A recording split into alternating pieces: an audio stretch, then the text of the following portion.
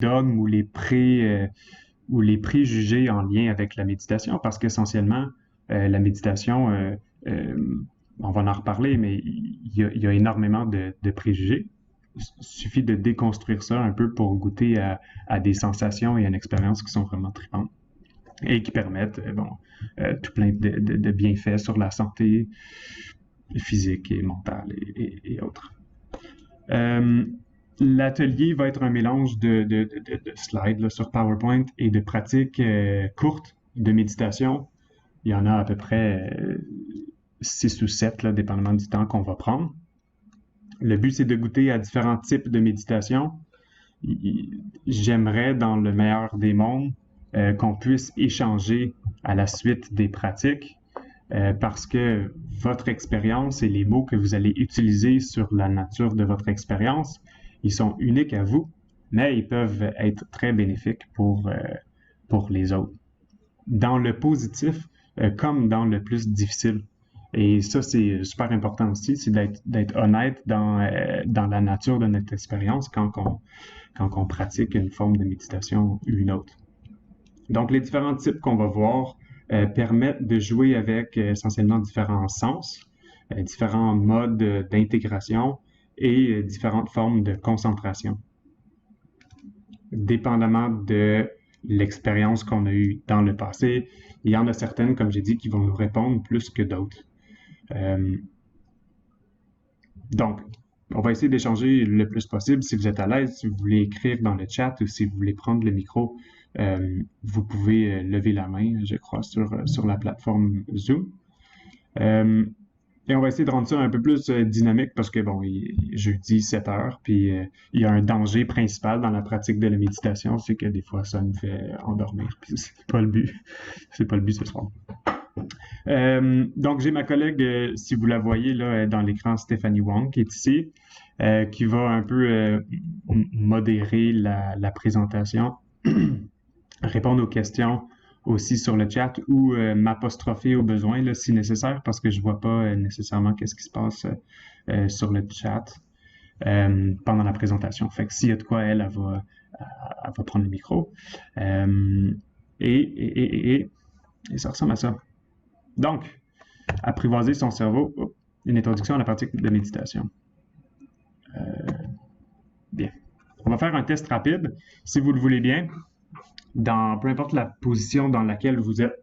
Si vous êtes assis ou si vous êtes en train de prendre une marche ou si vous êtes couché, ça ne me dérange pas. Je vais vous demander de fermer vos yeux et on va faire un petit test rapide sur la capacité à maintenir une visualisation et notre attention. Donc, les yeux fermés, essayez de prendre un moment pour vous asseoir dans le moment présent et essayez de visualiser une chandelle. La tige, la flamme, la couleur. Essayez d'appliquer le plus de détails possible à la chandelle dans votre champ visuel, les yeux fermés. Maintenez la qualité de votre attention sur cette chandelle-là. Sur la flamme, est-elle statique? Est-ce qu'elle bouge? Est-ce que c'est difficile de la visualiser? Ou au contraire, ça ne prend pas beaucoup d'efforts? Essayez de noter la rapidité à laquelle votre esprit divague. Les pensées, les sensations, le souper que vous venez de manger. Essayez de revenir à la chandelle, à la visualisation de la chandelle que vous avez créée dans votre champ visuel. Maintenant, essayez de faire bouger la chandelle. Consciemment, visualisez le vent qui fait bouger la flamme. Essayez d'éteindre la chandelle avec le petit trait de fumée qui se dégage. Essayez de la rallumer. Essayez de changer la couleur de la flamme. Une flamme mauve, une flamme bleue.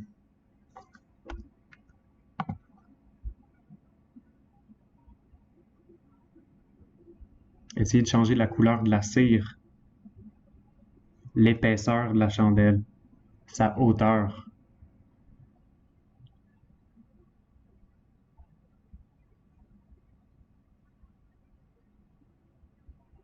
essayez de noter la qualité du contrôle que vous avez sur la visualisation de la chandelle.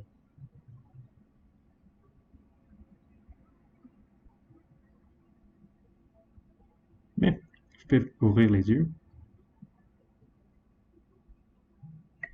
Good. Si vous êtes à l'aise de le partager dans le chat, si vous voulez prendre le micro, est-ce que c'était facile? Est-ce que c'est un exercice d'emblée qui ne requierait pas beaucoup d'énergie?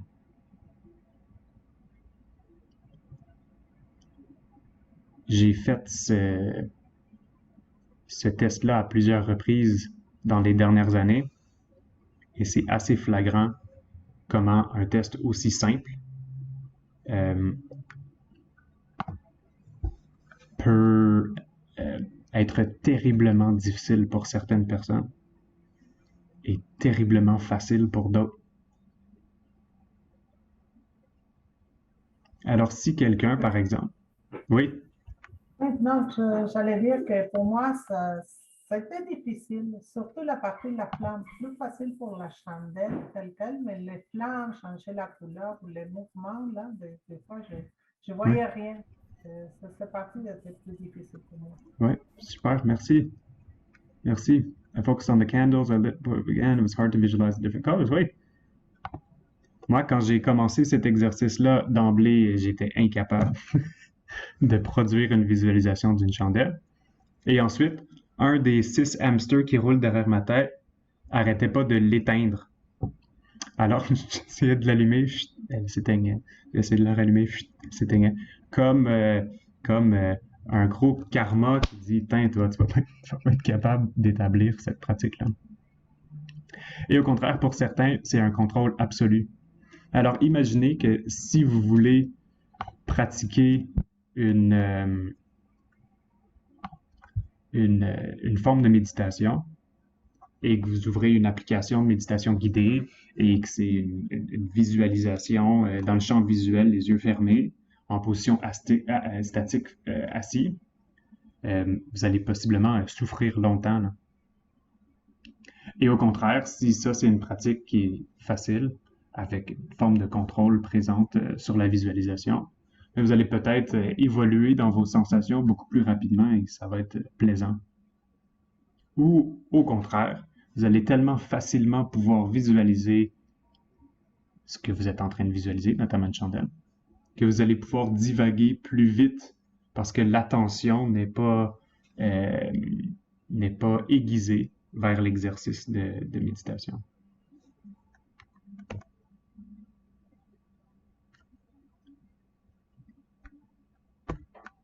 Je vais essayer de changer la slide ici, voir si ça fonctionne. Et voilà. Donc, l'essence d'une pratique de méditation, c'est de permettre un peu de sortir du nuage de fumée qui se passe derrière nos yeux.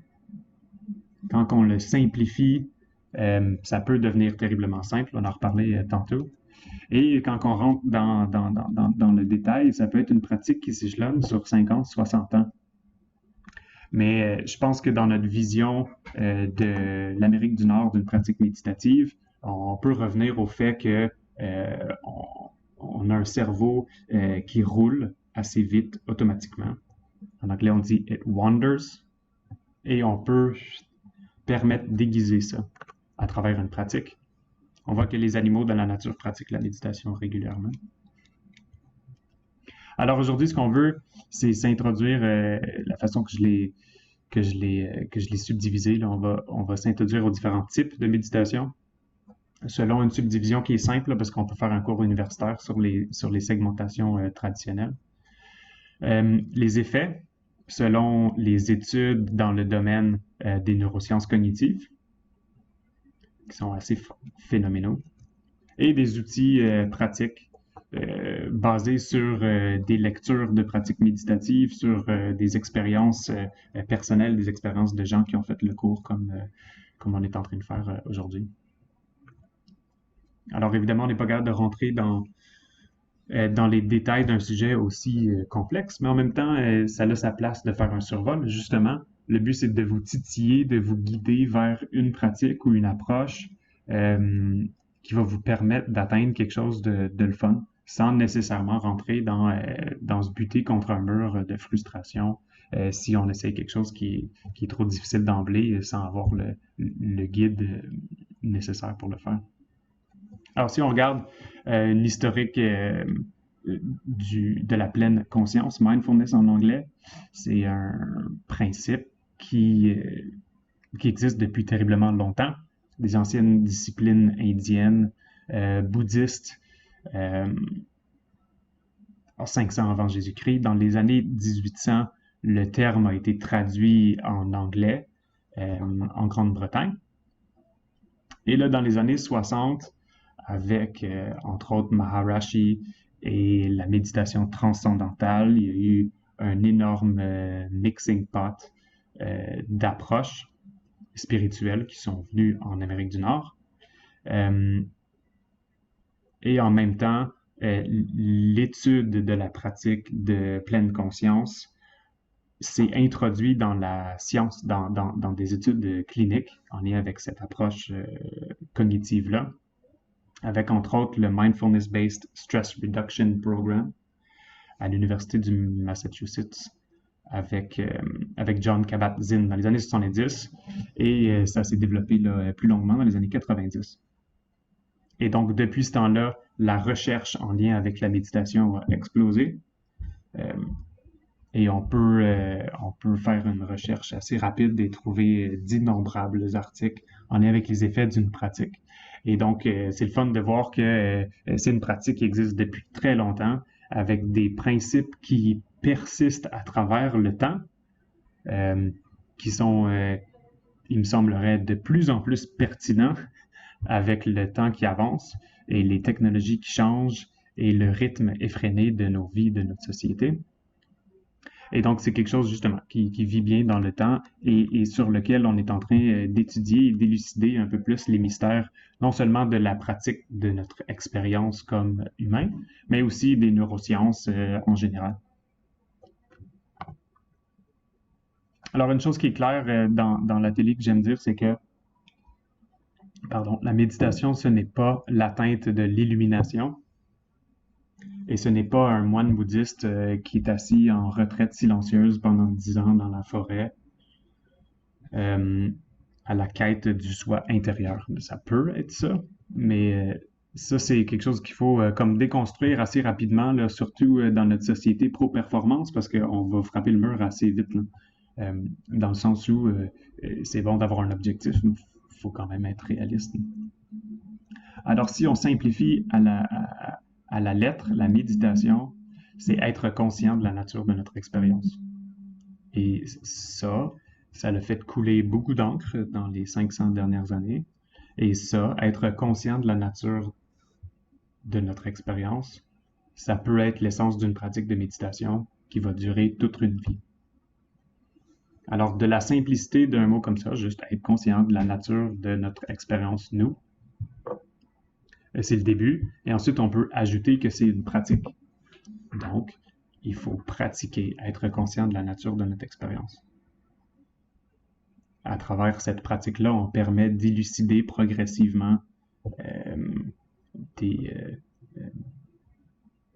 d'élucider la nature de notre expérience, justement. Si on ajoute encore la méditation, c'est de pratiquer, être conscient de la nature de notre expérience dans le moment présent, comparativement à être dans une rumination future ou dans une anxiété future. On peut être conscient de la nature de notre expérience dans le moment. Et ça débloque certaines structures dans notre cerveau. Ça nous permet encore de goûter à la nature de notre expérience plus profondément. Et on peut ajouter là-dedans, quand on creuse le rabbit hole en anglais, lorsqu'on va un peu plus loin, on veut savoir pourquoi pratiquer, être conscient de la nature de notre expérience dans le moment présent, en relation avec notre environnement interne, notre environnement externe, et avec l'humanité. Et là, ça peut aller plus loin, mais essentiellement, c'est une belle façon de commencer. Si on revient dans du un peu plus concret, là, la méditation, c'est une pratique mentale et spirituelle. Elle vise à produire la paix intérieure, la vacuité de l'esprit, des états de conscience modifiés ou l'apaisement progressif du mental, elle permet donc la relaxation. Elle consiste habituellement en une attention portée sur un certain objet ou sur soi. Et là, ça, c'est les deux grandes familles dont on va parler tantôt. Comment on décide de porter notre attention, ça fait l'objet de plusieurs différents types de pratiques. Alors, si on poursuit la méditation, c'est un individu qui prend le temps d'investir sur son bien-être et c'est une pratique, un entraînement. Ça, on va en reparler en lien avec les études dans les neurosciences sur la pratique méditative, sur plusieurs types de pratiques méditatives. Mais la méditation peut être vue comme l'exercice physique. Et ça, c'est important, surtout quand on s'y introduit.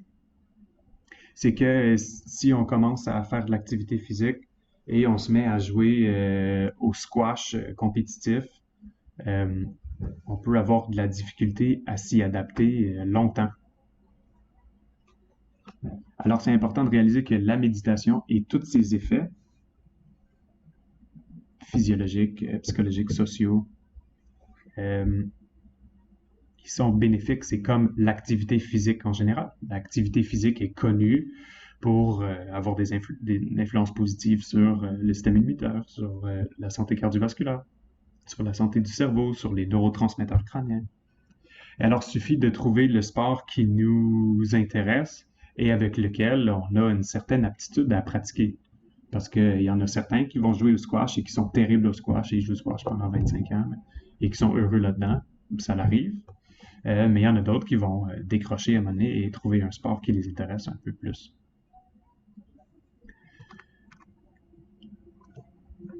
John Kabat-Zinn, c'est lui le professeur de l'Université de Massachusetts, qui a commencé l'étude en neurosciences sur la pleine conscience, le Mindfulness-Based Stress Reduction Program. Alors, une entrevue intéressante, mais il dit « What we're doing in formal meditation », donc en méditation formelle, the practice is in some sense sweeping things out of the way so we have access. We're clearing the bush. What's occluding our capacity to rest in awareness, to inhabit the field of awareness. And the best place to start is with the body.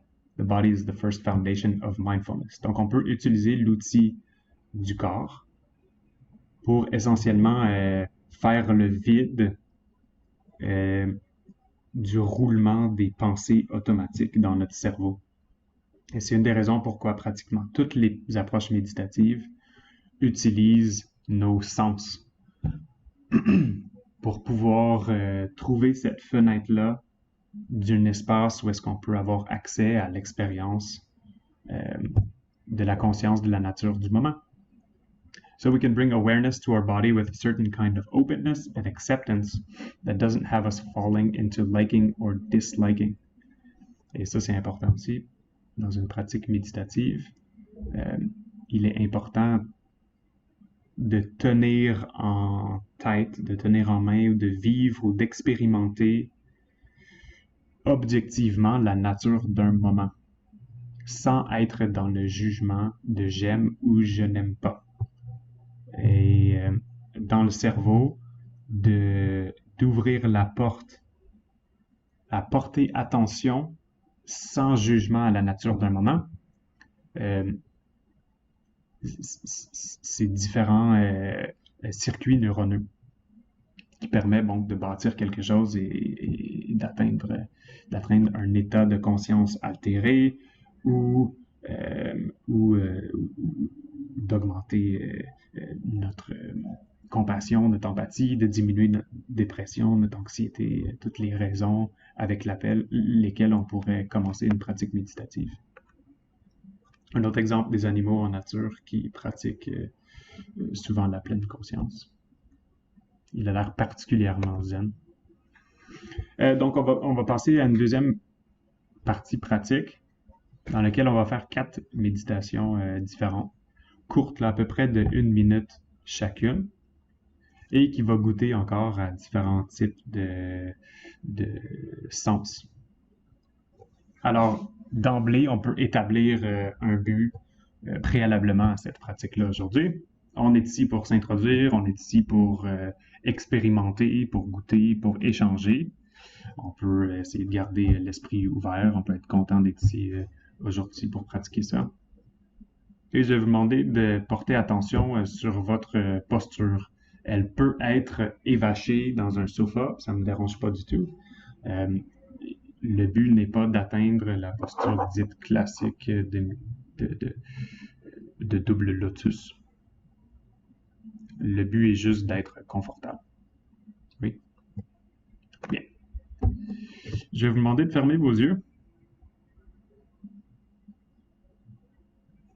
de vous asseoir confortablement, de porter attention au contact de votre corps sur le sol, ou sur une chaise, ou sur votre lit, ou sur le sol. Prenez un instant pour vous déposer dans votre posture, les yeux fermés, et de percevoir l'air qui rentre et sort de votre respiration, sans l'altérer, sans la changer.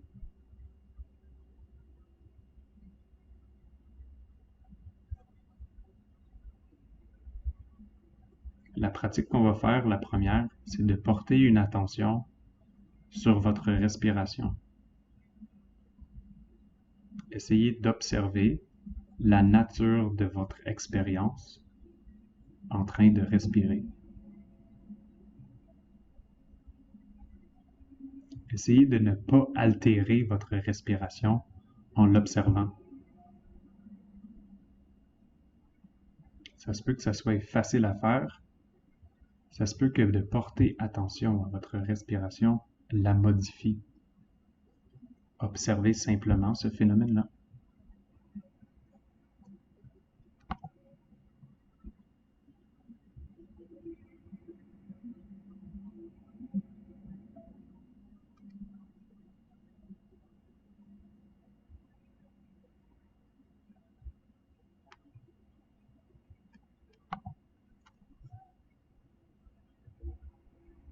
Si vous sentez votre esprit divaguer, revenez à votre respiration.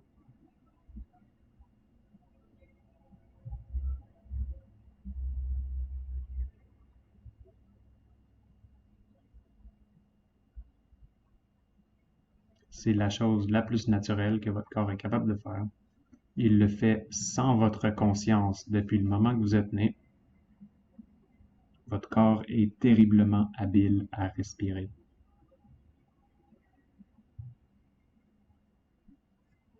Participez à l'expérience d'observer votre respiration.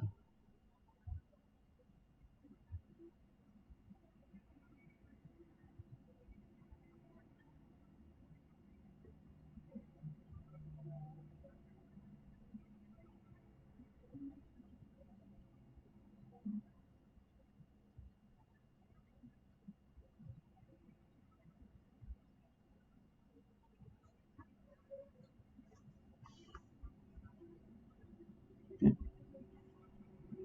Gardez vos yeux fermés. Je vais vous demander de porter attention à votre lèvre, la lèvre du haut. Vous devriez, en respirant, percevoir une sensation sur votre lèvre, l'air qui passe. Si vous respirez par le nez, bien sûr.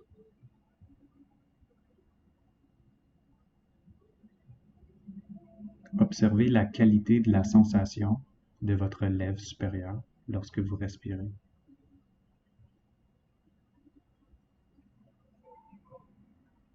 C'est chaud, c'est froid, c'est humide, ça bouge, ça chatouille. Observez tous les aspects d'une sensation possible.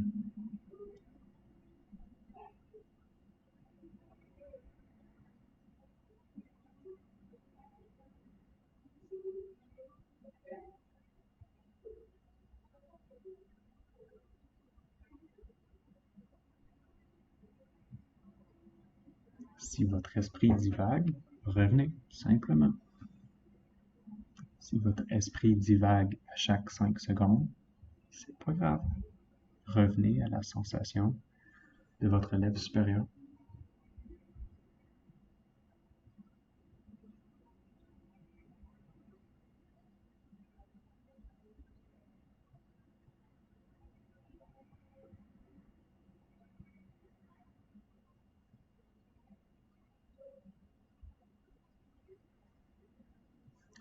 Toujours les yeux fermés, je vais vous demander de serrer doucement la gorge.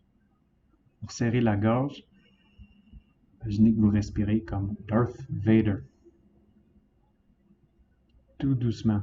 Serrez tout doucement pour que ça crée un son. Vous allez entendre l'air passer dans votre gorge.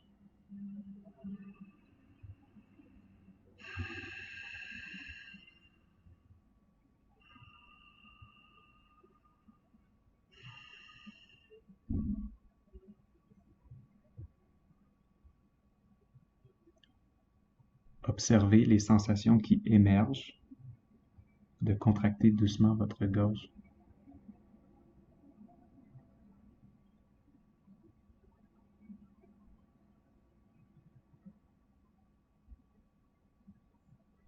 C'est une forme de yoga en pratique du pranayama, donc le contrôle absolu de la respiration. Il l'utilise pour, entre guillemets, purifier les cordes vocales.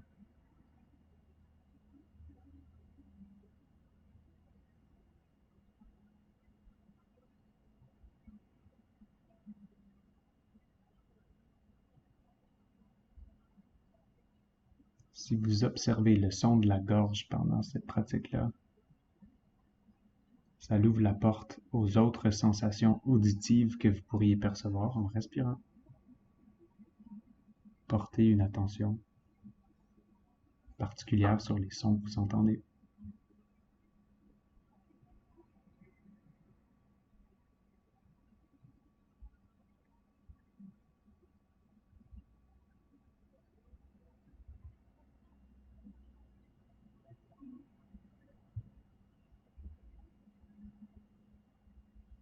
Et gardez toujours les yeux fermés.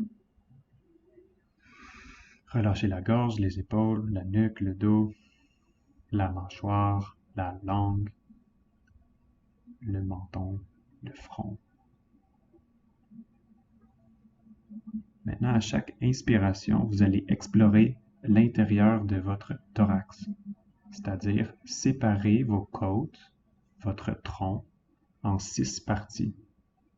Le supérieur à droite, le moyen à droite, l'inférieur à droite, le supérieur à gauche, le moyen à gauche, l'inférieur à gauche. Portez une attention particulière à chaque inspiration sur une de ces 6 zones et à l'expiration. Notez la qualité du mouvement. Notez le mouvement des côtes, la qualité de l'air qui y rentre.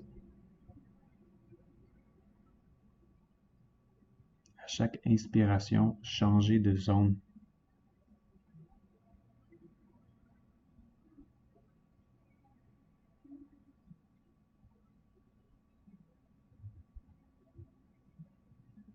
Essayez de noter si la qualité de votre présence dans une de ces 6 zones-là est différente d'un autre.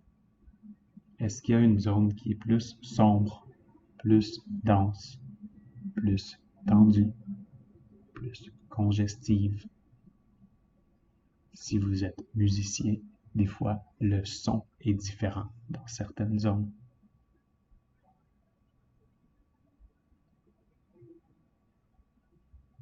Est-ce qu'il y a une zone plus métallique?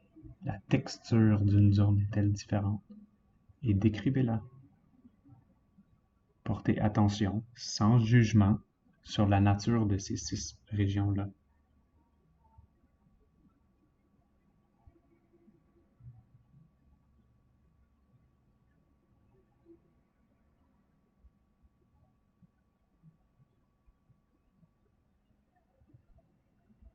Au contraire, vous allez peut-être plus le sentir comme si une zone était détendue, ou lumineuse, ou radieuse. relâchez. Décrivez simplement l'expérience, la nature de votre expérience dans ces différentes zones-là.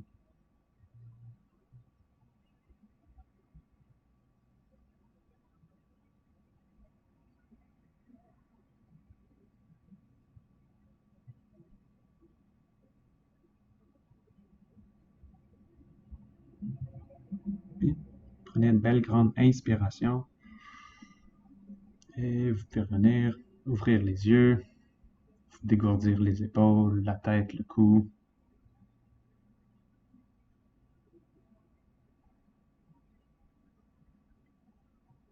Si vous voulez partager certaines expériences, certains questionnements, ces 4 méditations-là sont tous des formes d'attention focalisée sur la nature d'une expérience différente. Soit une sensation tactile sur la lèvre supérieure, une attention somesthésique, donc du mouvement, dans le port de l'attention sur la respiration générale, sur une expérience auditive lorsqu'on serre la gorge, et encore une autre en fait somesthésique sur lorsqu'on respire dans des zones tendues. La nature de la sensation est différente. Essayez de noter s'il y en a qui étaient plus comme compliqués que d'autres, ou plus simples, ou plus fun, ou plus difficiles.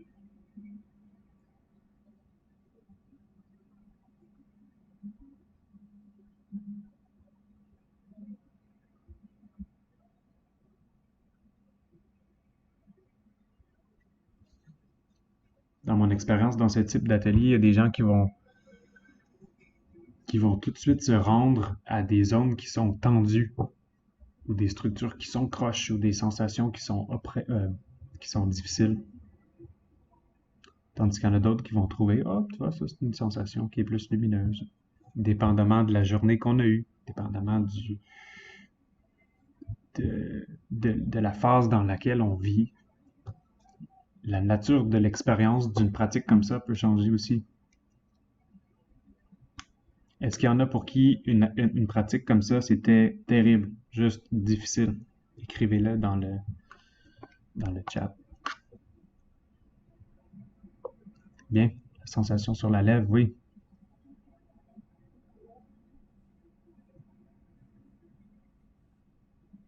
Bien. La sensation sur la lèvre est un peu plus subtile lorsqu'on respire par le nez. Et pour certains, il faut une sensation plus importante pour prendre de la place dans notre conscience. Et essentiellement, la pratique basée sur la respiration considère qu'on doit être à l'aise avec porter notre attention sur la respiration. Et ça, en soi, ça peut être difficile.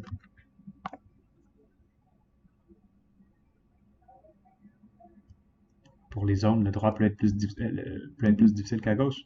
Ça, c'est intéressant. Il y a certaines pratiques, par exemple, en méditation Qigong. Ils appellent ça la méditation de grande et de petite circulation. Avec le temps, on arrive à aiguiser notre attention et notre intention assez pour pouvoir diriger qu'est-ce qu'on veut faire avec notre présence et notre attention et notre intention. Et on peut changer les sensations. Par exemple, s'il y a une zone qui est plus difficile à gauche qu'à droite, on peut décider d'y amener de l'énergie, ou peu importe, là, notre présence.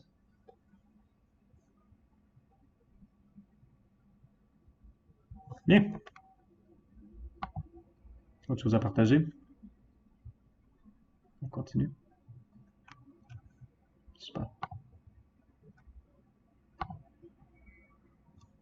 La deuxième section, non, la première section. Ouais, les types de méditation. Bien, on va parler des différents types, une segmentation simplifiée. Quand on prend tout le monde des pratiques méditatives différentes, on peut les segmentariser en 2 grandes familles. Une méditation d'attention focalisée ou une méditation d'expérience ouverte. Tout le monde de la méditation en général fit pas mal là-dedans. Et lorsqu'on parle d'une méditation d'attention focalisée, ben, c'est essentiellement ce qu'on faisait. C'est qu'on porte attention sur un objet ou sur un élément de la nature de notre expérience tout au long de la méditation. On utilise la concentration et l'attention pour aiguiser. Alors, par exemple, certaines méditations de type mantra, où on répète un son, une visualisation, une respiration, un objet externe, comme la chandelle tantôt. C'est une méditation d'attention focalisée. Dépendamment de notre expérience, porter attention sur différents types d'objets ou différents types d'expériences va avoir des effets différents. Mais essentiellement, le but de cette pratique-là, c'est qu'avec la pratique, la capacité à maintenir notre attention augmente, elle se peaufine, et la profondeur, la stabilité de l'attention augmente aussi. C'est un outil qu'on utilise, tout comme on pourrait dire, je veux travailler sur ma santé cardiovasculaire, je peux faire du jogging ou je peux jouer au squash. Essentiellement, ces deux formes-là d'attention vont avoir une influence positive sur ma santé cardiovasculaire. Dans ce cas-ci, notre capacité à porter attention, la profondeur de la nature de notre expérience peut être atteinte avec une pratique de la sorte. Donc, en segmentation plus traditionnelle, certaines méditations bouddhistes, cette forme de zen, en méditation loving kindness, si on a le temps, on va en pratiquer une tantôt. Ils appellent ça la méditation metta, où on envoie de l'amour et de la compassion envers le monde. C'est aussi de porter attention sur un élément de notre expérience. En méditation chakra, en méditation kundalini, qui est une forme de méditation yogique, en méditation des sons, nada yoga, où on porte attention sur les sons, en pranayama, certaines formes de qigong. On va pas en pratiquer maintenant, mais si vous avez la chance, c'est une forme de méditation particulière pour les gens qui aiment bouger, très bénéfique. Et dans les dernières années, on entend parler des méditations de type Wim Hof, où on prend de très, très grandes inspirations et expirations, et on reste ensuite en apnée pendant 1 minute, 1 minute 30. C'est une méditation très intéressante qui permet d'être assez actif dans la pratique, et donc moins subtile, par exemple, pour ceux que c'est difficile de porter attention sur la lèvre supérieure. Une méditation avec des respirations de Wim Hof permet d'être beaucoup plus actif. Donc, pour certains, c'est plus facile. Et les effets sont assez directs parce que là, tu es en hyperventilation, puis les sensations physiques sont très présentes, comme les doigts qui pétillent, des sueurs, des chaleurs. C'est des sensations qui sont mises de l'avant, qui prennent beaucoup de place dans notre attention. Et donc, qui permettent d'aiguiser la nature de notre attention, mais à place d'y aller de façon subtile, c'est assez intense. La deuxième segmentarisation, donc, c'est d'expérience ouverte.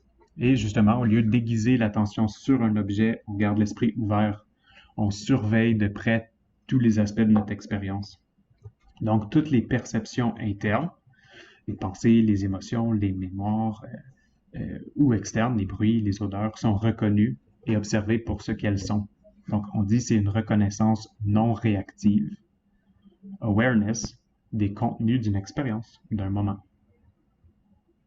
Alors, c'est la différence entre vivre une sensation ou une pensée et être conscient de cette même sensation et pensée. C'est la nature de la pratique. Et au lieu d'aiguiser notre attention sur une chose, on porte attention sur l'expérience, la nature de notre expérience en soi. Donc, la plus connue, c'est une méditation de type pleine conscience, mindfulness en anglais, en méditation vipassana, qui est souvent pratiquée sous forme de retraite silencieuse. Certains types de méditation taoïste aussi. Ici, je ne sais pas si ça va fonctionner, là, ma collègue va pouvoir me dire si le son est bon. Là. Des fois, la vidéo il lag un peu, mais ça, c'est le fils d'un enseignant de Dzogchen très connu et il a une façon de décrire le hamster qui roule derrière la tête, The Wandering Mind, qu'il appelle The Monkey Mind. C'est assez bien fait, là, ça dure 1 minute 30. Là. Donc, on va voir si ça fonctionne.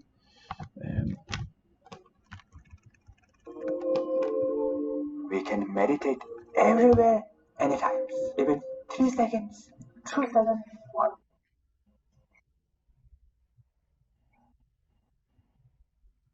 On l'entend plus. Non, oui.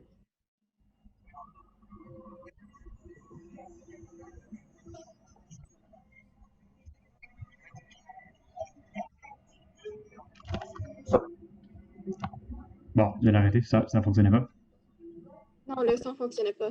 Bon. Essentiellement, allez le voir, là, je peux vous donner le lien, là, ça vaut la peine. On est reparti. Bien.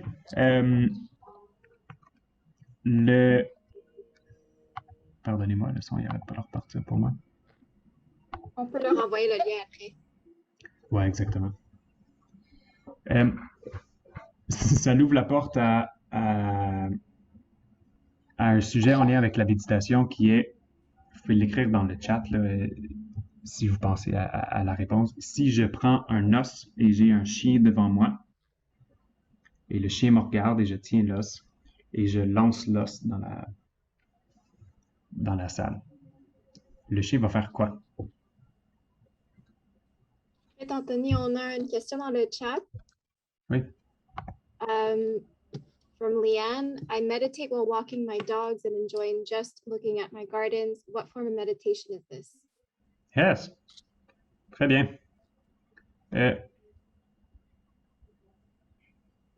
Une méditation de pleine conscience où on prend le temps de porter attention à la nature de notre expérience dans le moment.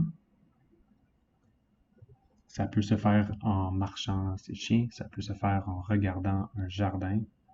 Si tu te plonges dans la nature du moment présent, c'est une forme de méditation.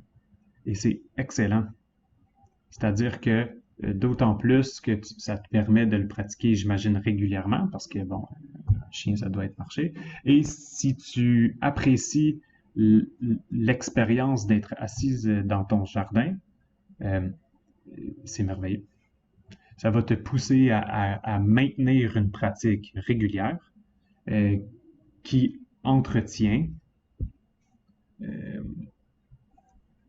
un aiguisage de certaines structures dans ton cerveau qui te permettent d'être en présence dans le moment présent et de bénéficier de toutes les choses dont on va parler qui ont été élucidées dans les neurosciences en lien avec la méditation.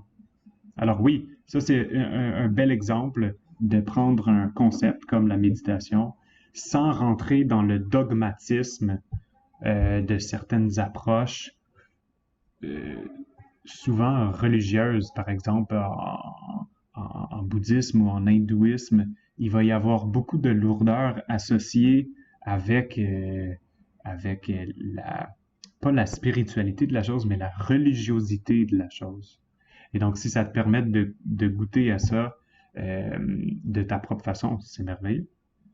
J'aurais tendance à dire, if we need a caveat, si on a besoin de trouver la faille dans ta pratique, Liane, la faille, c'est que tu trouves ça inhéremment plaisant de pratiquer ce type de présence-là et d'attention.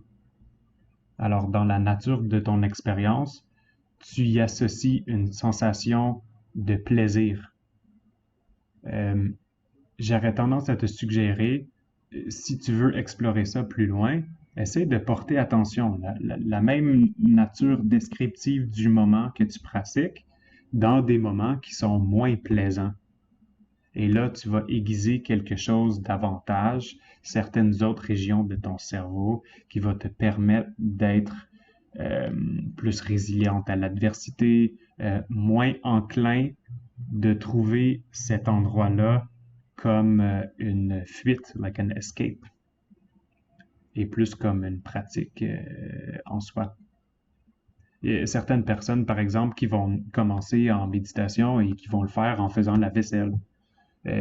C'est une approche qui est intéressante parce que si tu portes attention au mouvement de tes bras, à la température de l'eau, à l'exécution de la tâche de faire la vaisselle. C'est une très belle pratique méditative qui a une association souvent neutre ou à la limite déplaisante, parce que faire la vaisselle, c'est pas particulièrement la passion de plusieurs personnes. Mais c'est une activité qui est récurrente et qu'on doit faire.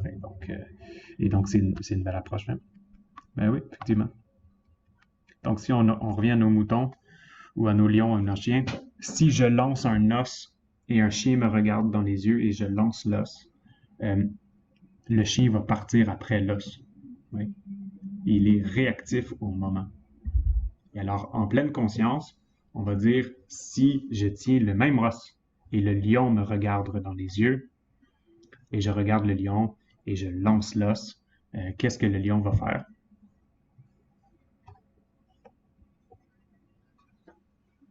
Essentiellement, certains diraient, le lion va te manger parce qu'il s'en fout de l'os. Mais la réalité, c'est que on peut imaginer le lion comme étant présent et non réactif au moment. Il a la présence d'esprit d'observer la nature de son expérience et de prendre une décision sans chasser toutes les os qui se font lancer. Et lorsqu'on aiguise notre capacité d'attention et notre présence dans le moment, bien, ça nous permet justement de goûter à cette forme de contrôle ou d'ouverture-là, ou d'intégration des informations non réactives, ou du moins réactives, c'est le but. Hein?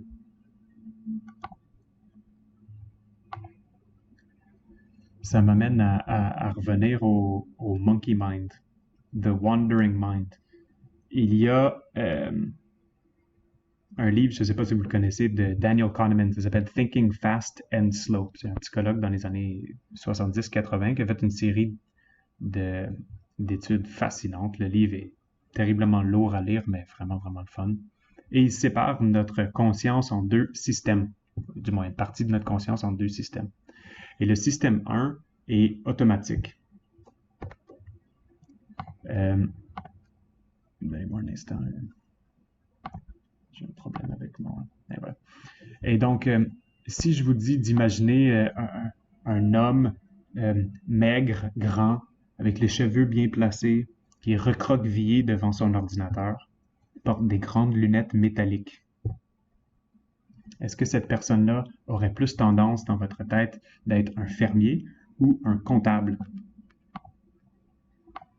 Si vous imaginez le comptable, si vous l'avez vu dans votre tête assis à son ordinateur à pitonner sur son Excel, ça c'est votre système 1. C'est sans effort. Vous n'avez pas eu besoin de dépenser beaucoup d'énergie pour penser au comptable recroquevillé devant son ordinateur. Le système 1 est en constant roulement et il travaille. On l'appelle le cerveau associatif. Il associe des souvenirs avec des situations, avec des couleurs, sans effort. La plupart du temps, il a raison, comme dans le cas du comptable versus le fermier. La plupart du temps, on prend ce qu'il dit pour acquis. Ah ben oui, c'est sûrement un comptable. Et on continue à passer à autre chose. Ça ne nous a pas fait dépenser beaucoup d'énergie. On peut passer notre journée à faire des choses beaucoup plus constructives. Et notre cerveau associatif continue à travailler comme ça. Comparativement, si je vous demande multiplier 13 par 37, vous ne pouvez pas répondre à cette question-là de façon intuitive. Vous avez besoin de vous concentrer et de commencer un calcul beaucoup plus rationnel. Dans le cerveau, le système 2 consomme une quantité astronomique d'énergie, de glucose. Ça prend de l'effort. Faites des mathématiques si vous n'avez pas fait depuis longtemps un examen de mathématiques là, sous contrainte de temps. Votre système 2 vous fait sortir de la boucane par les oreilles et vous êtes claqué après 30 minutes. La pratique méditative, dans ses débuts, peut être exécutée par notre système 2. Lorsqu'on porte attention sur une structure, sur une chose, sur une expérience, la chandelle par exemple. Si pour vous, c'est difficile de porter attention sur la chandelle, votre système 2 doit travailler plus fort et ça peut être taxant, ça peut être drainant. Mais faites-le pendant un certain temps et vous allez aiguiser vos capacités et vous allez permettre d'y goûter beaucoup plus facilement. Comparativement à un système 1, le système 1 roule et on peut l'utiliser en méditation pleine conscience. On observe la nature de notre singe. On observe la nature de notre système 1 et ça permet de goûter à l'expérience du moment présent et de tous les effets bénéfiques dont je vais parler tantôt. Alors, soyez indulgents, soyez gentils avec vous-même lors de la pratique d'une méditation. Recherchez souvent des améliorations marginales, parce que ça peut être là qu'on va goûter à ces petites victoires-là, et non pas en atteignant nécessairement l'illumination.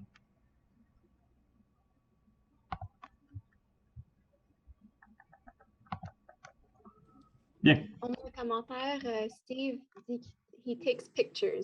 Yeah, that's okay. Y a pas de problème. Yeah. Good. Essentiellement, dans une pratique de méditation, il y a un problème de base. Et le problème de base, c'est qu'on a un potentiel d'amélioration dans l'expérience de notre moment présent. Ça, c'est le problème dont la méditation aborde. Et ce potentiel d'amélioration-là, ça peut être qu'on est déprimé, on est anxieux, ou on a de la douleur chronique, ou d'autres raisons. Et on décide d'améliorer la nature de notre expérience du moment par une pratique méditative.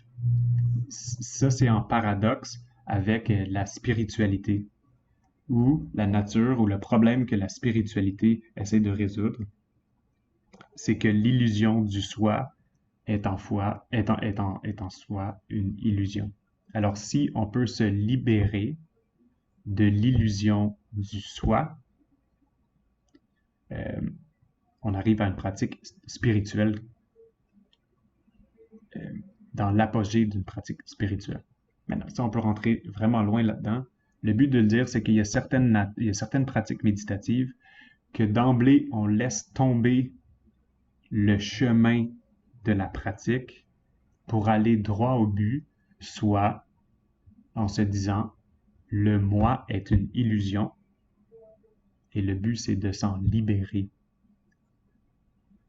Je vais le laisser à ça parce qu'on peut aller loin, là. Dans certaines pratiques comme en Mahamudra ou en Dzogchen, on va pratiquer essentiellement de questionner la nature de notre expérience à tout moment, au lieu d'aiguiser certaines aptitudes en espérant que ça l'arrive.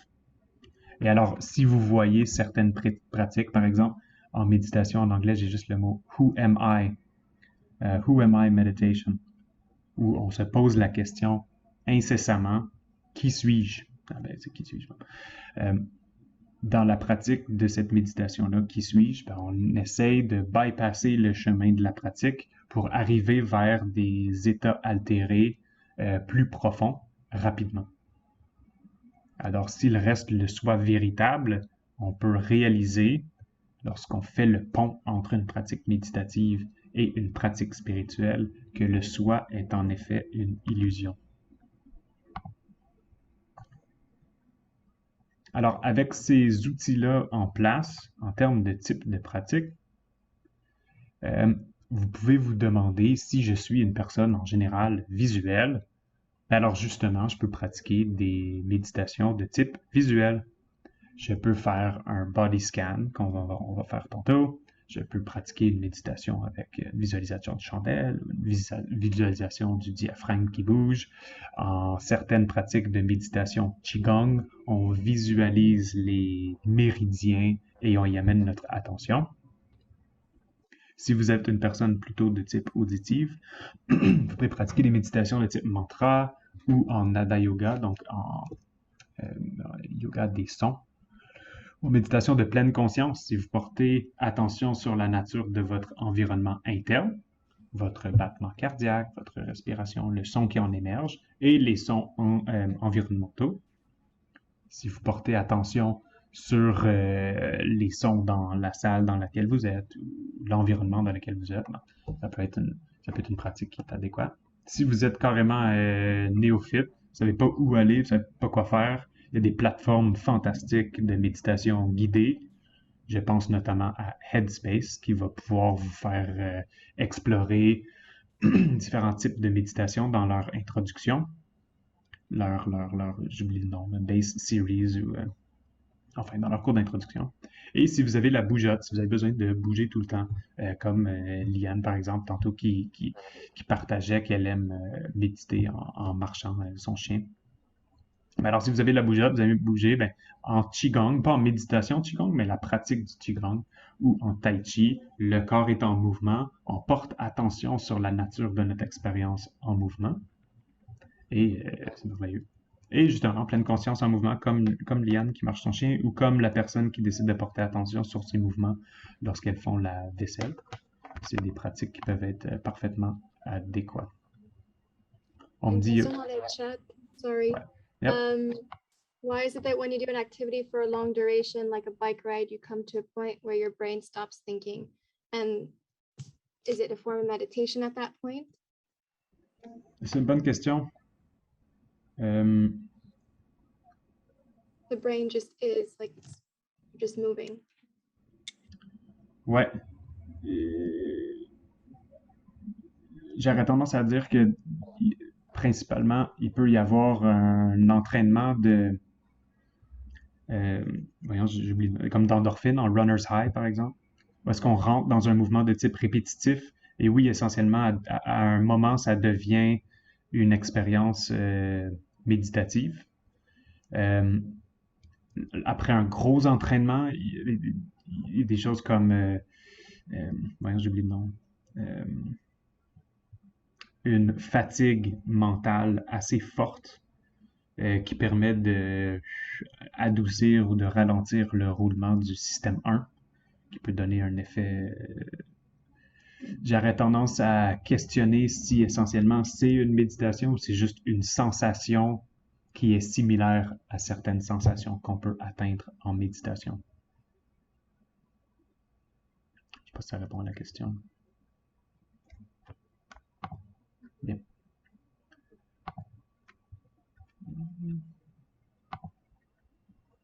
Bien. Le deuxième sujet qu'on a, c'est les sciences contemplatives, c'est-à-dire qu'est-ce qu'on connaît en neurosciences sur la pratique méditative. Et quand on regarde une recherche assez rapide sur PubMed en lien avec la pleine conscience, on voit qu'il y a des résultats assez flagrants, là, 21 000 résultats rapides. Et donc, les pratiques méditatives se font explorer d'un point de vue scientifique depuis très, très, très longtemps. Et donc, les neurosciences contemplatives explorent ça, la nature des effets d'une pratique méditative. Et ils sont souvent séparés là, en effets physiologiques, psychologiques ou sociaux. Une étude fascinante de Lazare et ses collègues en 2005 qui étudie l'épaisseur du cortex cérébral. Le cortex est la région la plus superficielle du cerveau, celle qui est en lien avec les centres d'exécution, high-level reasoning. Il réalise qu'après une pratique de 8 semaines, l'épaisseur du cortex change. Elle grossit. Sur un IRM, il voit que statistiquement parlant, il y a une augmentation significative dans l'épaisseur du cerveau, dans sa partie la plus corticale. Et alors, ces changements sont en lien avec certaines régions. Des régions en lien avec l'attention, l'interoception, au traitement des sens, à l'augmentation des sens et à la mémoire et aux décisions exécutives. Et lorsqu'on y pense, c'est des régions sur lesquelles on a une influence dans la pratique de la méditation. Et alors, souvent, ce qu'ils réalisent, c'est que le cerveau va retrouver sa forme de jeunesse. C'est-à-dire que quelqu'un qui a 50 ans, qui fait 8 semaines d'une pratique méditative, je crois que dans cette étude-ci, c'était en pleine conscience. Il peut retrouver une épaisseur corticale dans ces régions-là d'un adulte de 25 ans. Et alors là, ça l'ouvre la porte à plein de questionnements de type est-ce que c'est bénéfique en prévention des maladies dégénératives cérébrales? Et il semblerait que la réponse, c'est oui. Alors, c'est absolument trippant de penser que si je me mets à faire des curls pour mes biceps, je vais grossir mes biceps. Et si je fais une pratique méditative régulière, après 8 semaines, j'arrive à épaissir mon cortex cérébral. Une autre étude de Holzel et ses collègues en 2011, c'est un programme aussi de 8 semaines en méditation de pleine conscience. Et donc, certaines régions là, en lien avec l'errance, la pertinence du soi, l'apprentissage, donc l'hippocampe, là, est connu pour l'apprentissage, la régulation émotionnelle, prise de perspective, empathie, compassion, la production de neurotransmetteurs, et sur l'amygdale, donc sur la région fortement stimulée dans des situations de stress ou de peur ou d'anxiété. Des études sur les effets physiologiques sur le cœur. Une de Anderson et ses collègues en 2008, c'est une méta-analyse, donc c'est un regroupement de plusieurs essais cliniques randomisés. Et lorsqu'on est capable de les mettre ensemble, ça augmente la puissance à laquelle on peut dire qu'il y a eu une influence d'une pratique. Et il note une diminution de la pression cardiaque, la pression artérielle, de 4,7 mm de mercure sur la pression systolique et de 3,2 sur la pression diastolique. Ça veut dire que quand le cœur pompe, sa pression diminue par une pratique méditative. Et alors là, on pense aux gens évidemment avec de l'hypertension et on peut penser à un beau mélange donc de prise en charge entre une augmentation de l'activité cardiovasculaire et une pratique méditative. On peut penser à son influence sur la prise de médication pour la santé du cœur et ses effets secondaires. Je n'ai pas les stats avec moi, mais la quantité de gens sur des médicaments pour le cœur est assez astronomique. Ceci pour tout type de méditation. Je ne m'en rappelle plus. Je pourrais vous le retrouver, l'étude. En général, les études en neurosciences cognitives sont plutôt sur la pleine conscience, mindfulness-based meditation.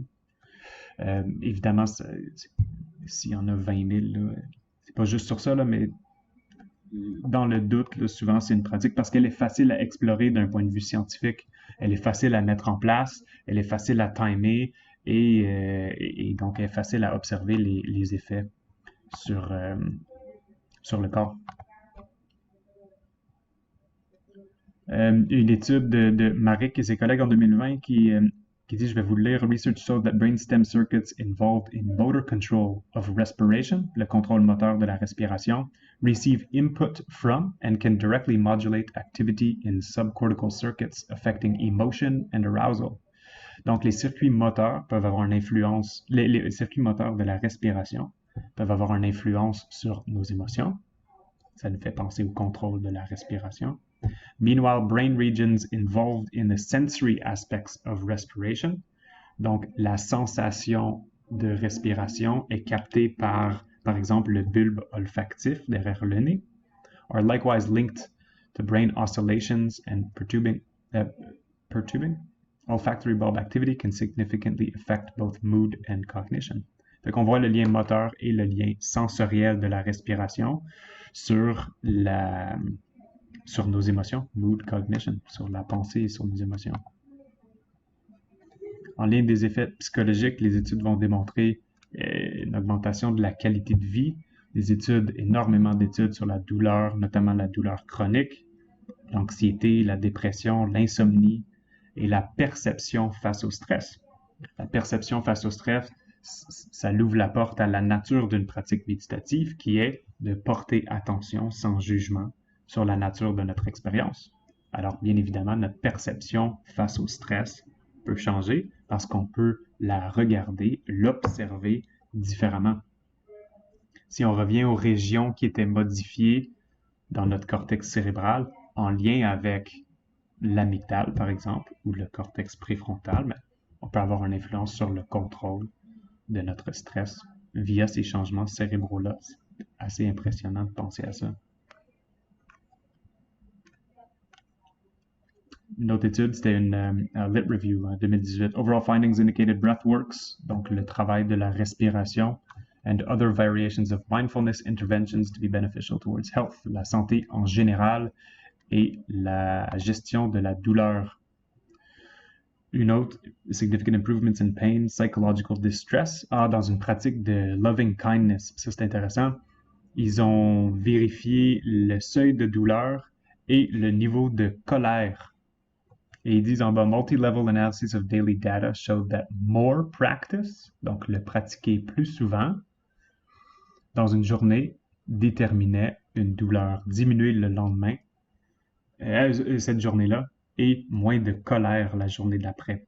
La méditation loving kindness, c'est la méditation méta. Et donc, il y a des effets sociaux, une augmentation subjective du niveau de compassion, d'empathie, d'amour envers soi et envers autrui. Principalement, il y a des études qui étudient la méditation méta, donc loving kindness, où ça c'est mis de l'avant c'est mis de l'avant dans la pratique. Ça nous rend à notre troisième section ici où je voulais mettre en place certains outils là, pragmatiques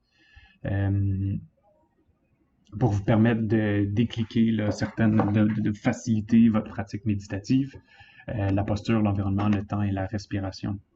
Lorsqu'on pense à la méditation, puis on pense aux moines bouddhistes assis en lotus, il faut réaliser que c'est pas nécessaire. Comme on l'a dit à certaines reprises, on peut pratiquer la méditation en marchant, donc ça ne sert à rien d'être dans une position de lotus. Les clés là, pour y arriver, essayez de porter attention à avoir les ischio-jambiers, donc le derrière de vos cuisses souple. Donc, vous pouvez vous étirer de temps en temps les ischio-jambiers, ça fait du bien. Gardez les genoux pliés, pas trop droit. D'avoir le bassin neutre, donc on vise de s'asseoir sur nos ischions. Les ischions, c'est les os derrière, en dessous de la fesse. Si c'est difficile de vous asseoir sur les ischions et vous avez tendance à pivoter le bassin et vous sentez l'appui sur votre coccyx ou sur les fessiers, vous pouvez toujours mettre un coussin dans le bas de votre dos. Des supports lombaires, il y en a des tonnes dans les chaises ergonomiques de nos jours, mais un coussin peut aider aussi si vous êtes sur le sofa. On essaie d'avoir le bassin le plus neutre possible, ce qui va permettre d'équilibrer la colonne vertébrale et la garder non pas droite comme un militaire, mais bien supportée sur le bassin. Tandis que si on pivote le bassin vers l'arrière, on s'assoit sur nos fesses, sur notre coccyx, ça l'enroule le dos vers l'avant, ça peut causer des tensions, ça diminue le mouvement de notre diaphragme, de notre principal muscle de respiration. Et alors, si on s'affaisse bien comme du monde et on pense à un adolescent blasé de la vie et on essaie de prendre une grande inspiration, on voit que ça tiraille un peu partout. Tandis que si on vient rouler notre bassin vers l'avant, on s'assoit sur les ischions, on allonge doucement notre colonne vertébrale et on prend une grande inspiration, elle devrait en théorie être beaucoup plus ample. Et la tête, bon, bien supportée sur les épaules, on essaie de ne pas la garder vers l'avant ou vers l'arrière. On cherche une position neutre dans la mesure du possible avec les douleurs et les inconforts qu'on a. Ça, on n'en a pas parlé, mais c'est un point que je pourrais ouvrir temporairement. C'est que dans la nature d'une pratique méditative, il peut y avoir des inconforts. Si on est dans une pratique, on a juste à ramener notre attention sur ce qu'on était en train de faire dans la nature où ça nous sort pas complètement de la pratique. Si j'ai mal dans le cou, j'ai mal dans le dos et je suis pas capable de penser à rien d'autre que ça, ben, trouvez une autre façon de vous asseoir ou de vous placer avec des supports et des coussins. Si vous voulez être assis par terre, le coussin de méditation cylindrique assez rigide peut être bénéfique ou le bloc de yoga. Ça permet de surélever le bassin pour justement pouvoir s'asseoir sur ses os de la fesse, sur l'ischion et non pas sur le coccyx. Si vous êtes à genoux, vous pouvez aussi mettre un coussin sous le bassin. Là, ça permet d'avoir une position beaucoup plus neutre et confortable. J'aurais tendance à dire que si vous voulez vous coucher pour une méditation, il n'y a pas de problème. Il suffit de réaliser que s'il est rendu 8h15 le soir, que vous avez la journée dans le corps, bien, ça se peut que vous vous endormiez. Si c'est le but de votre méditation comme préparation au sommeil, il n'y a pas de problème. Si vous essayez d'atteindre une conscience altérée, vous vous tirez un peu dans le pied.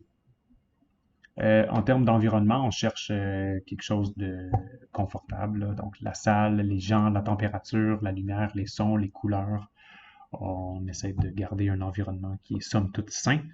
Je pense que ça, c'est assez simple, là. Et un environnement interne qui est préétabli. Donc, si on a un but en particulier, bien, on peut l'établir.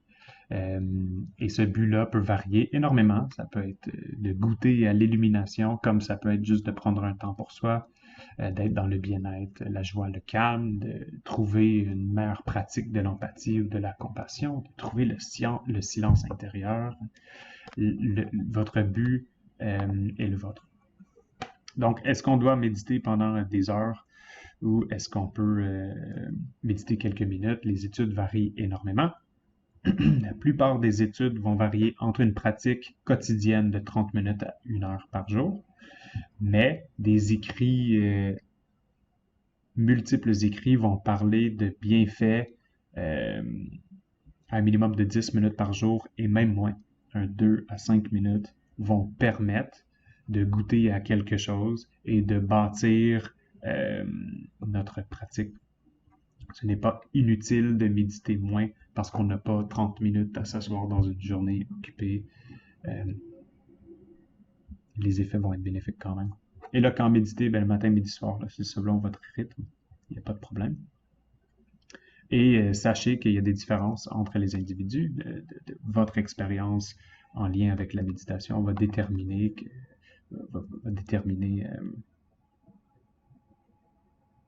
ce qui vous plaît ou non et ce sur quoi votre but est dans votre pratique.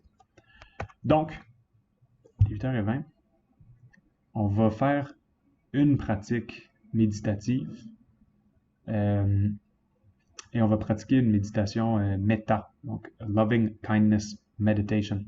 Parce que les autres étaient assez présentes dans la concentration, on va y aller avec quelque chose d'un peu différent.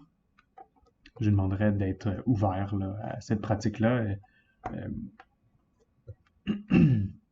et de me suivre. Je vais la guider parce que sinon on peut se perdre longtemps. Donc, je vais vous demander de vous asseoir confortablement sur votre chaise. Le bassin est neutre, la colonne vertébrale équilibrée, les épaules détendues, le cou détendu aussi.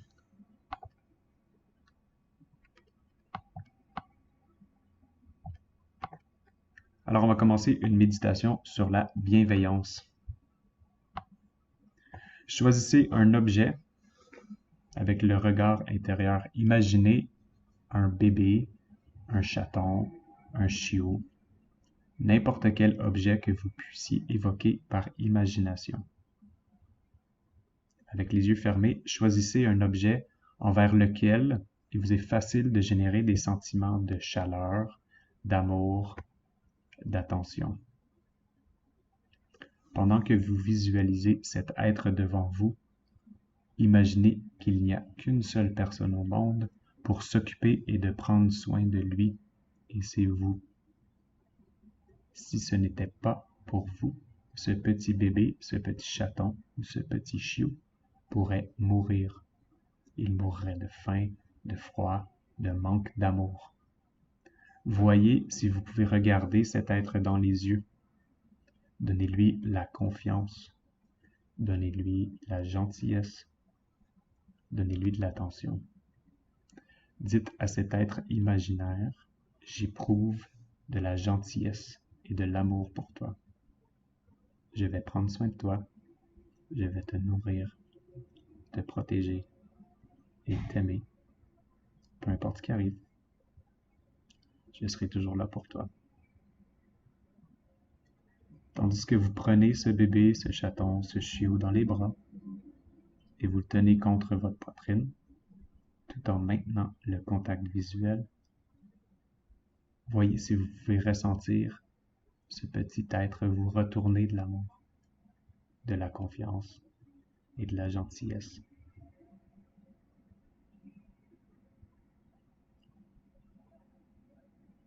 Quels que soient les mots, l'idée ou le commentaire qui vous viennent à l'esprit, générez davantage de gentillesse et d'attention, davantage d'amour pour ce petit être. Vous pouvez lui dire par exemple, la porte de mon cœur t'est toujours ouverte. Quoi que tu fasses, je ne te retirerai jamais mon amour ni mon attention. Ma bienveillance est inconditionnelle. Elle est sans limite.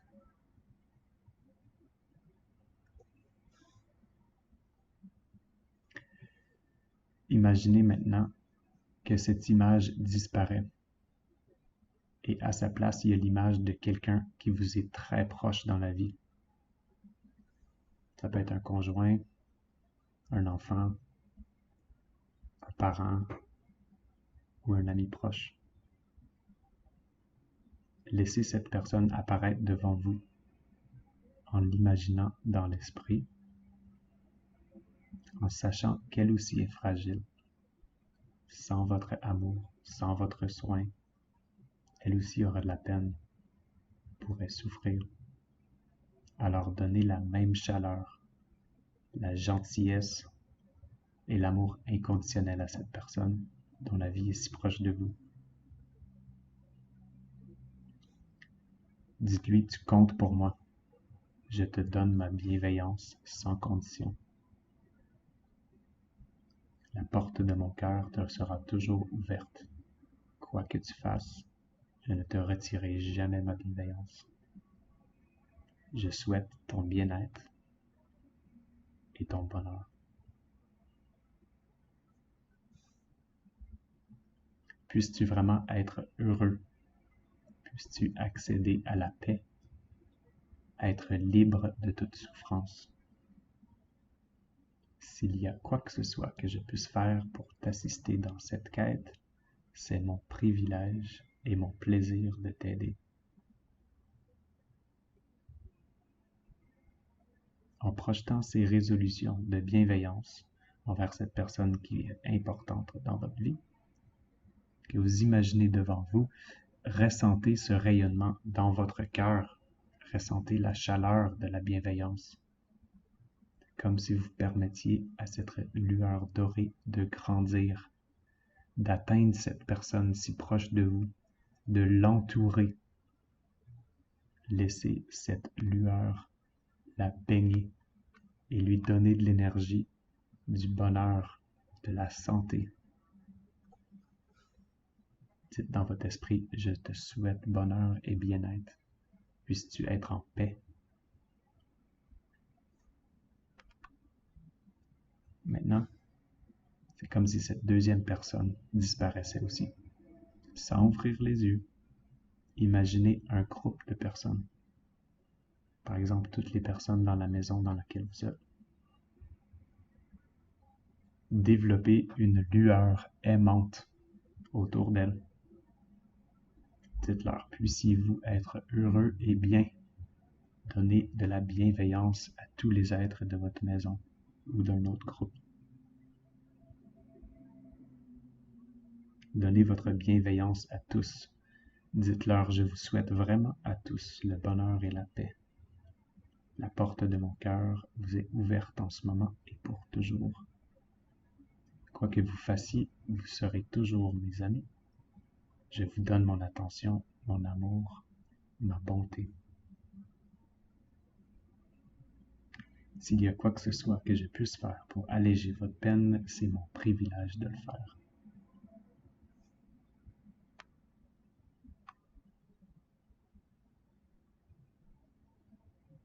Baignez tous les êtres de ce groupe dans ce rayonnement doré de bienveillance. Voyez un halo doré autour de chaque personne, se fondant en un magnifique halo doré autour d'eux. Et tandis que la lueur de bienveillance grandit, arrêtez-vous de temps en temps pour en ressentir une à l'intérieur de vous.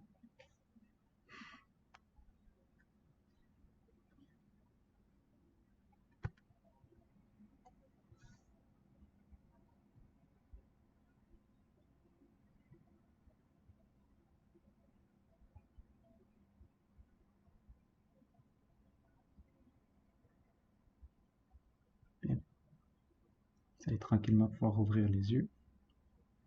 Détendre votre tête, vos épaules, votre dos. Bougez un peu sur place.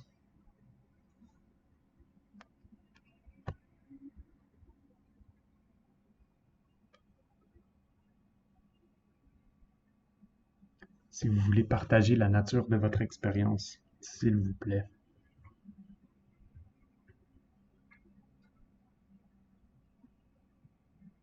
Pour certains, une pratique de loving kindness permet vraiment d'avoir des sensations physiques particulières, de chaleur et de lumière. Pour d'autres, c'est une pratique qui est terriblement difficile.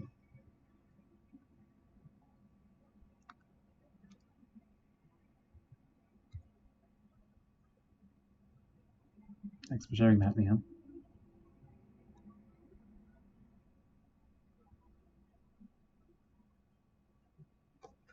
En méditation méta, on commence habituellement avec un objet qui est facile à visualiser, à donner de l'amour, là, souvent justement un petit chiot, un petit chat.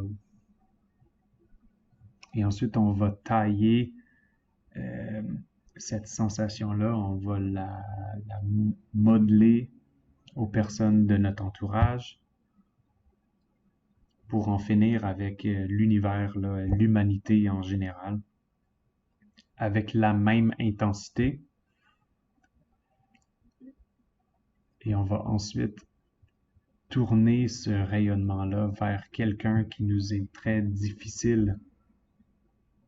Et on va essayer de faire la même pratique. Et ça peut être chargé émotivement de faire ce genre de pratique-là. Pour certains de vous, justement, c'était émotif. Et ensuite, à la fin, on revire cette sensation-là vers soi, parce que de pratiquer cette compassion et cette empathie-là vers soi, ça a sa place. Et ça aussi, ça peut ouvrir toutes sortes de sensations physiques, oui, et aussi émotives.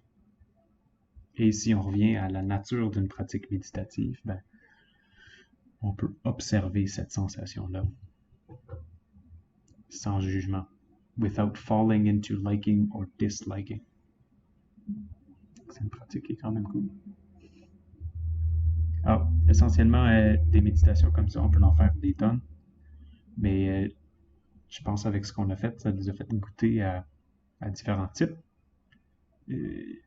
En terminant, les clés, je pense que je vous les ai répétées assez, là, mais d'avoir un contrôle sur la respiration, d'être conscient de votre respiration, de chercher le confort dans votre posture et de pratiquer. C'est essentiellement la voie vers une pratique de méditation qui a le moins d'entraves possible. Parce que le but, surtout dans mon expérience avec des néophytes qui pratiquent, c'est de le faire. C'est comme si on n'a pas de temps pour ça dans notre société. Mais si on arrive à trouver un moment où est-ce qu'on peut introduire dans notre routine quotidienne une pratique sans que ça soit justement là, en lotus inconfortable pendant 1 heure par jour, ben, ça permet de débloquer de quoi, puis ça bâtit, ça met en place certains blocs qui nous permettent de changer la structure de notre cerveau, de changer la structure de notre système immunitaire, cardiovasculaire, et qui, d'un point de vue psychologique, nous permet de nous connecter mieux avec nous-mêmes, avec les gens qui nous entourent. Est-ce que vous avez des questions? Quel type de questions qui vous resteraient, que vous voudriez qu'on... Je sais que l'atelier est en théorie terminé, mais je suis là, si vous avez de quoi à partager dans votre expérience, puis ça ferait plaisir de vous entendre. Je ne vous ai pas entendu beaucoup.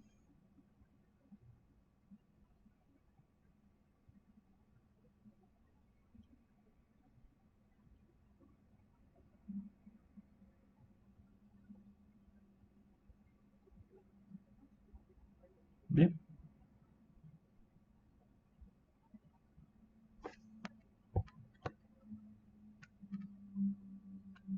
Voilà. Est-ce qu'il manque une question dans le chat? Je vais vérifier. Une question, si c'était aussi recommandé pour les enfants. Il y a sur l'application Headspace une section particulière pour les enfants. Et je vais pas m'aventurer là-dedans parce que je m'y connais pas. Mais oui, je sais que certains profs, je sais qu'il y a des ressources pour la méditation pour les enfants. Soit les commissions scolaires ou les associations de professeurs vont pouvoir avoir de l'information, ou sur l'application Headspace, je sais qu'ils ont de l'information là-dessus. Mais si vous voulez en savoir davantage, je pourrais faire quelques recherches puis vous rejoindre. Bien. Alors, merci beaucoup. Merci beaucoup d'avoir été là, en espérant que ça vous a titillé de quoi. Transcendental Meditation back in the 70s. Maharishi, The Beatles, ouais, super. Allez, merveilleux. Ben, je vous souhaite une belle soirée. Merci beaucoup d'avoir été là.